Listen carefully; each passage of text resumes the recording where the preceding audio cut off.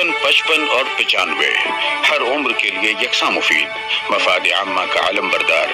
जरूर सब्सक्राइब करें, लाइक करें, शेयर करें और बेल आइकन प्रेस करना न भूलें। Rabbani the scholar YouTube channel.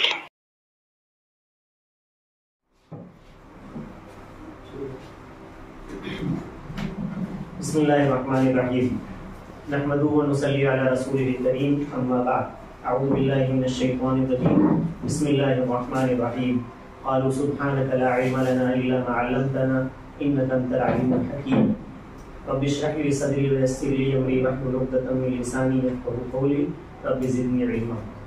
सदक़ल्लाहुल अज़ीम। आज के हमारे मेहमान हमारे दोस्त जनाब रिज़वान रब्बानी सर और प्यारे बच्चों, मेरे लिए बहुत खुशी की बात है कि आज हमारी दावत पर सर जो है हमारी स्कूल में आए हैं, है ना। अपनी स्कूल छोटी स्कूल है, बच्चे कम हैं, फिर भी सर ने हमारी दावत को कबूल किया है। सर जो है अपने बच्चों को लेकर बॉम्बे अभी जल्दी गए थे, वहाँ पर नुमाइश थी, जो हम अच्छा लिखते हैं ना, कैलीग्राफी उसको इंग्लिश में बोलते हैं, उसकी नुमाइश में सर बच्चों को लेके गए थे। और भी बहुत दूर दराज जो है सर जाकर बहुत सारे बच्चों को किताबत सिखाते हैं, उनकी क्लास चलती है मालेगांव में, है ना। और ये जो है यूट्यूब चैनल भी चलता है जिसके ऊपर बहुत सारे वो प्रोग्राम पेश करते हैं और खुद अपनी स्कूल में पढ़ाते भी हैं इन सब के साथ। तो आज हमारे बोलने पर सर हमारे दरमियान आए हैं, इसलिए हम सब उनका इस्तेक़बाल करते हैं, उन्हें खुशामदीद कहते हैं और उनकी खिदमत में एक छोटा सा जो है हदिया पेश कर रहे हैं।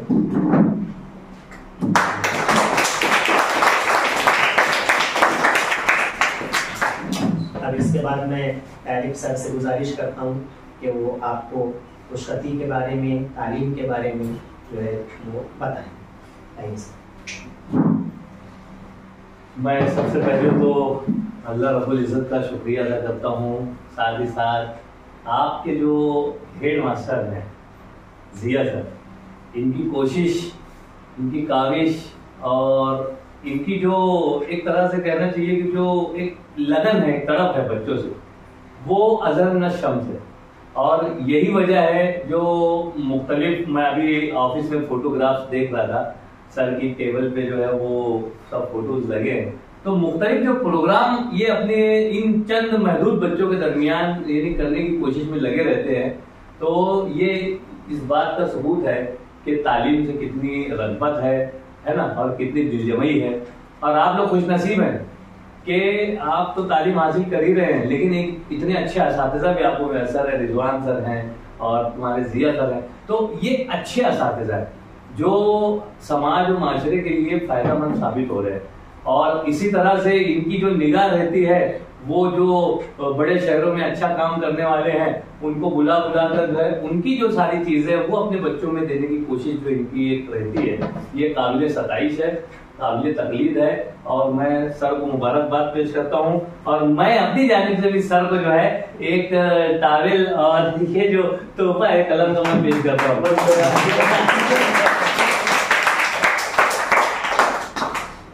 ये एक अच्छी चीज है कि हम किसी की इज्जत अफजाई करें, किसी की हौसला अफजाई करें। मुझे यहाँ बुलाकर मैं समझता हूँ कि मेरी हौसला अफजाई की गई। सब समझ रहे हैं कि मैं उनकी इज्जत अफजाई कर रहा हूँ, लेकिन ये मेरी एक्चुअल में हौसला अफजाई। मुझे तालीम से भी बहुत रग़बत है और जो ब्लैक बोर्ड का रिश्ता है हमारा, या जो हमारी कलम का रिश्ता है बयास से, तो इससे भी बड़ी मोहब्बत है। और अल्हम्दुलिल्लाह मैं आपको बताऊं कि मैं सुबह में 7:30 बजे से लेकर दोपहर में 1 बजे तक मैं स्कूल में तालीम देता हूं और उसके बाद दोपहर 2 बजे से लेकर रात 10-11 बज जाता है मुझको, मैं कलम से किताबत सिखाता हूँ।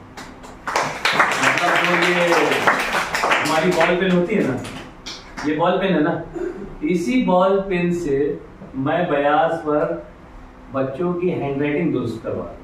तो मेरे पास अव्वल जमात के बच्चे, दुवम के, सुवम के, चारुम के, उसके बाद पंजुम के, शशुम के, फिर 8वीं 9वीं 10वीं के भी, 11वीं के, 12वीं के, डीएड के, बीएड के, फिर असातिज़ा, फिर बड़ी उम्र के, मेरे पास 60 साल के बच्चे 60 साल की उम्र के लोग भी जो है आते हैं किताबत सीखने के लिए।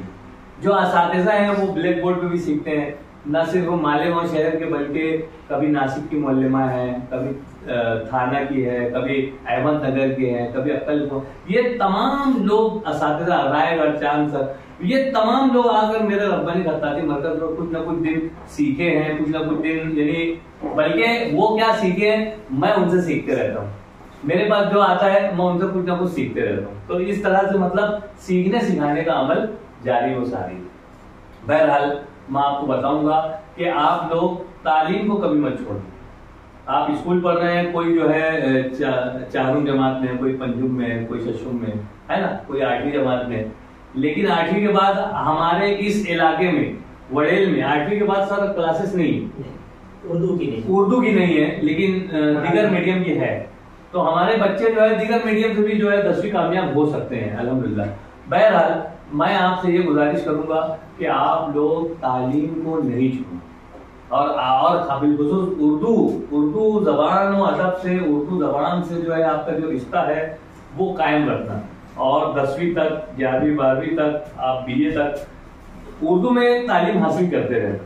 उसके लिए चाहे आपको मेहनत करना पड़े, यहाँ से 15 किलोमीटर दूर शहर जाना पड़े, है ना, तो कहीं पर भी जाना पड़े, आप अपनी घर पर बोल के रखिए अपने वालिदैन को कि हम आगे तक तालीम हासिल करेंगे, लेकिन उसके लिए क्या करना पड़ेगा, आपको मेहनत करना पड़ेगी, जिद्दोजहद करना पड़ेगी, और जो तुम्हारे पास किताब है उस किताब का मुतालिया करना पड़ेगा। आप लोग पढ़ते हैं कि नहीं किताब? आपको जो दरसी किताब मिलती है वो पढ़ते हैं ना, है ना? तो मेरी गुजारिश आप लोगों से यही है, बल्कि मेरा होमवर्क है एक तरह से, कि हमारे नबी ने फरमाया कि मैं आप लोगों के दरमियान 2 चीजें छोड़े जा रहा हूँ। क्या क्या? एक कुरान मजीद जो हमारी किताब है, और एक जो है नबी की सुन्नत। नबी सल्लल्लाहु अलैहि वसल्लम ने जो किया, जो करने को कहा वो सुन्नत, और जिससे उन्होंने मना फरमा दिया वो हमको नहीं करना है। बात आई समझ में? तो ये 2 चीजें हमारे पास है, जिसने इन 2 चीजों को मजबूती से पकड़ लिया तो दुनिया और आखिरत उनकी सुधर जाएगी। समझ नहीं बात? दुनिया और आखिरत उनकी सुधर जाएगी और वो कामयाब हो जाएंगे। मैं 2 होमवर्क देता हूं। क्या? मेरे पहले सर मैं बताता हूं कि हमारे जो स्कूल के प्रिंसिपल है शायद यूवी सर, वो 2 होमवर्क देते हैं बच्चों को। वो 2 होमवर्क ऐसा देते हैं कि 5 वक्त की फर्ज नमाज ये पाबंदी से पढ़ना है आपको, और दूसरा होमवर्क है कि रोजाना स्कूल से घर जाने के बाद 2 घंटा आपको स्टडी करना।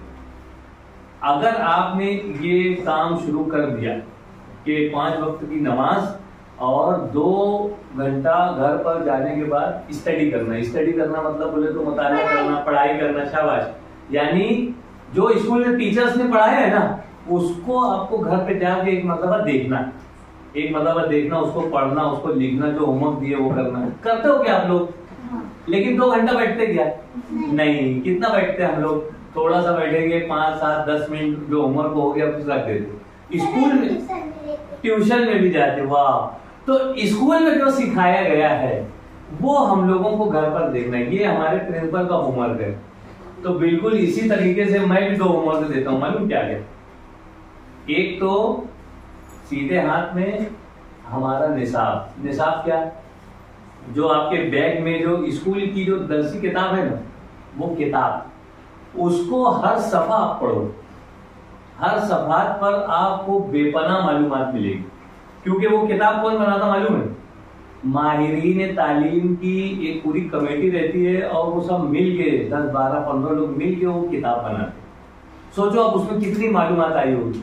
तो हम जब तक पढ़ेंगे नहीं तो हमको मालूमात आएंगी नहीं। सर ने बताया कि सफा नंबर इतना निकालो, हम निकाल लेते। सर ने बताया कि ये सबक है और ये इस तरह से वो पूरा समझा देते हैं, है ना, हम समझ लेते हैं। लेकिन हम उसमें मजीद और कुछ तलाश नहीं करते, हम और उसमें मजीद कुछ नहीं देखते। तो उसमें अलग अलग कॉलम देकर, अलग अलग मश्क देकर, अलग अलग सवाल जवाब के जरिए से अलग अलग मालूमात जो है नुमाया करके जो उसमें दी जाती है, तो वो हमको खुद से पढ़ना चाहिए। और अगर असातिज़ा वो सब भी पढ़ाते हैं तो ये बहुत अच्छी बात है, हमको सारी नॉलेज मिल सकती है। तो एक है हमारा ये निसाब, जो हमको हमारे सीधे हाथ में रखना चाहिए, मतलब उसको मुकम्मल तौर से पढ़ना चाहिए।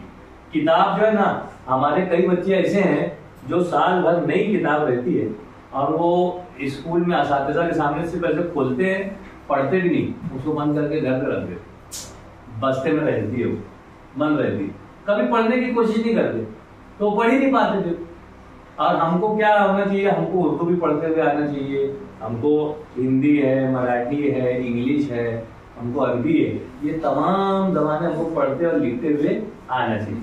तो आती है आप लोगों को? आती है ना? उर्दू आती है, इंग्लिश भी आती है, मराठी भी आती है, तो अब उसको हमको लिखते हुए भी आना चाहिए। जब हमको पढ़ते हुए आ रही है तो हमको लिखते हुए भी आना चाहिए। अब हम लिख लेते हैं, बहुत सारे बच्चे लिखते हैं, सभी बच्चे लिखते हैं, सब स्कूल के बच्चे लिखते हैं, लेकिन आप लोग बता पाएंगे कि एक स्कूल में, एक क्लास में, है ना, एक क्लास में तकरीबन 50 बच्चे हैं, तो कितने बच्चे अच्छा लिखते? कोई जवाब दे दो। सभी अच्छा लिखते। एक क्लास में 50 बच्चे हैं, है ना, तो आप लोग अंदाज लगा पाएंगे कि कितने बच्चों की अच्छी राइटिंग अच्छी होती है। वो बराबर जवाब दे। अगर 50 बच्चे हैं एक क्लास में, तो अगर हम तलाश करेंगे ना, तो सिर्फ 5 बच्चों की राइटिंग जो है हमको अच्छी नजर आती है, बाकी बच्चों की तकरीबन 25 बच्चों की राइटिंग जो है वो ठीक नजर आती है, फिर 10 बच्चों की राइटिंग जो है वो खराब नजर आती है, 5 बच्चों की राइटिंग इंतहाई खराब नजर आती है, और उसमें 1-2 बच्चे ऐसा होते हैं जो क्या लिखते हैं हम खुद भी नहीं पढ़ पाते, होता है ना ऐसा। तो यही चीज को मैंने महसूस किया, और फिर मैंने जो गुज़िश्ता दिनों 3 साल पहले लॉकडाउन लगा था, आपको याद है तो मालूम है, तो लॉकडाउन में मैं मालेगांव शहर में ना रब्बानी खत्ताती मरकज मैंने स्टार्ट की, जारी की, रब्बानी खत्ताती मरकज, और फिर उसके जरिए से मैं बच्चों को जो है अच्छा लिखना सिखा रहा हूँ। मेरी हैंड राइटिंग अच्छी नहीं है, मेरी हैंड राइटिंग अच्छी नहीं है, लेकिन मैं सिखाते रहता हूँ, जो भी मुझको टूटा फूटा आता है ना, वही टूटा फूटा मैं देते रहता हूँ। तो आज आप लोगों का भी जो है मैं यहाँ पे एक तरह से अच्छी राइटिंग किस तरह से हम बना सकते हैं उसके ताल्लुक से बताऊँ। तो आप लोग तैयार हैं? करेंगे? बयान आप लोगों के पास मौजूद है? तो आप एक एक बयान निकाल लीजिए और मैं आपको बोर्ड पर जो है एक्सप्लेन करके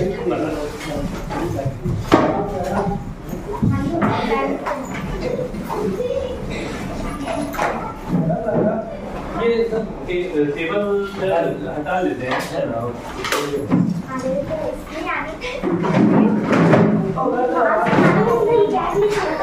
अरे नहीं, कोई दिक्कत नहीं है ना, वो पीने